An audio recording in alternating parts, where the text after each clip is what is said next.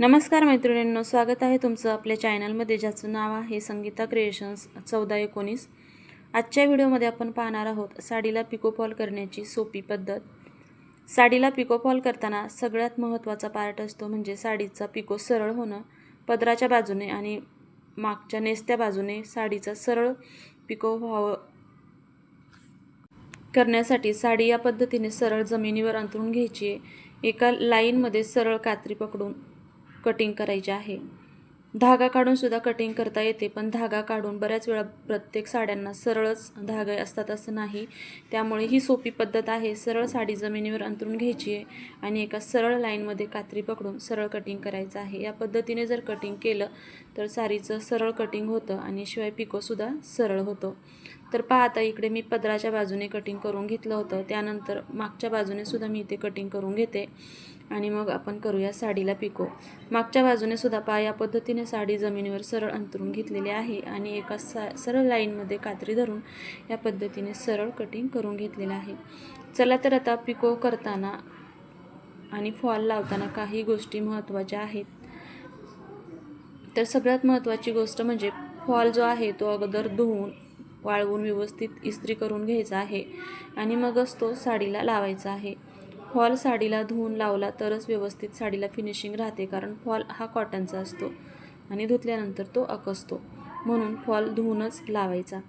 तर पहा, आता इथे मशीनवरती मी साडीला मॅचिंग असा दोरा ओवून घेतलेला आहे आणि आता मी तुम्हाला इथे पिको करून दाखवत आहे। पहा, अगदी बारीक दोरीसारखा पिको येण्यासाठी या पद्धतीने दोन्ही नॉबच्या मधोमध साडीचा काठ ठेवायचा आहे आणि मग पिको करायचा आहे। पहा, अगदी सरळ बारीक पिको येत आहे।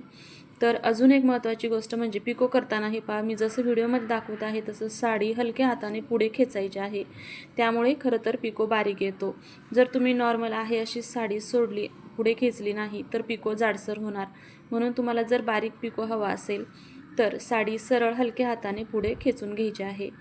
तर पहा, पदराच्या बाजूने पिको करून झाला होता, आता बॅक साईडला सुद्धा मी पिको करून घेते, मग आपण लावूया फॉल। तर पहा, अगदी बारीक असा पिको झालेला आहे। तर आता पदराच्या मागच्या बाजूला सुद्धा पहा, अगदी दोरीसारखा बारीक पिको झालेला आहे।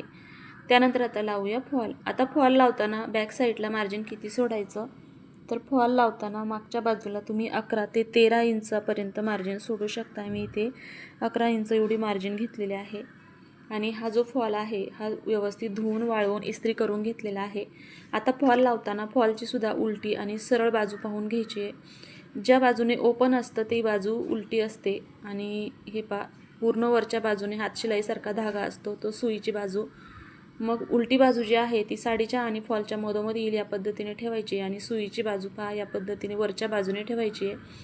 जिथे मार्किंग केलेलं आहे आपण 11 इंच, तिथं मी साडीचं अर्धा इंच फॉल दुमडून ठेवलेला आहे आणि मग इथे साडीच्या अगदी काठावर व्यवस्थित ठेवून मग पिको करत आहे। आता इथे सुद्धा पिको करताना साडी अलगद हाताने पुढे खेचायची आहे, म्हणजे पिको जाडसर होत नाही। पिको जर किनारीच्या भागाला जाडसर झाला तर तो पायांना रुततो, निऱ्या पायामध्ये आल्यानंतर तो रुततो किंवा मग पैंजणामध्ये अडकतो आणि मग फॉल खराब होतो। तर पहा, आता अशाच पद्धतीने फॉल लावत बॅक साईडला आलं की इथं पुन्हा अर्धा इंच फॉल दुमडून घ्यायचा आणि पिको करून घ्यायचा आहे। तर पहा, आता पिकोची फिनिशिंग पाहूया खालच्या बाजूने। अगदी वाटत सुद्धा नाही की साडीला इथे पिको केलेला आहे आणि पिको केल्यामुळे साडीला फॉल अगदी परफेक्ट लागला जातो हातशिलाईपेक्षा।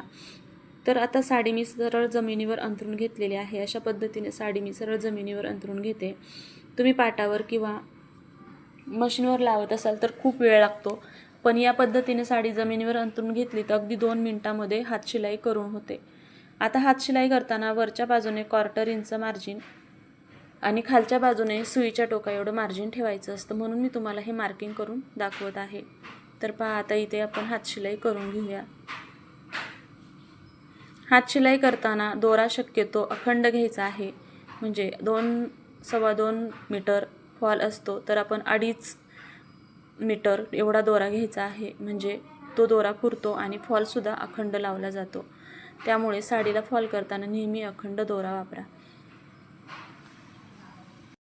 तर पहा आता उभ्या भागाला मी इथे हातशिलाई करून घेतली आहे. हातशिलाई केल्यानंतर अजून एक महत्त्वाची टिप्स म्हणजे त्या दोऱ्यावरती हात फिरवून घ्यायचा आहे. त्याने प्लेन फॉल लागला जातो. आता ते कसं तुम्हाला दाखवते.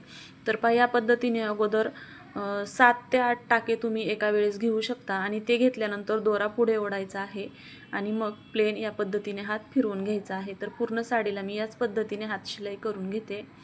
हातशिलाई करताना दोरा शक्यतो गुंतवून ठेवायचा नाही, पसरवून ठेवायचा म्हणजे दोरा तुटत नाही.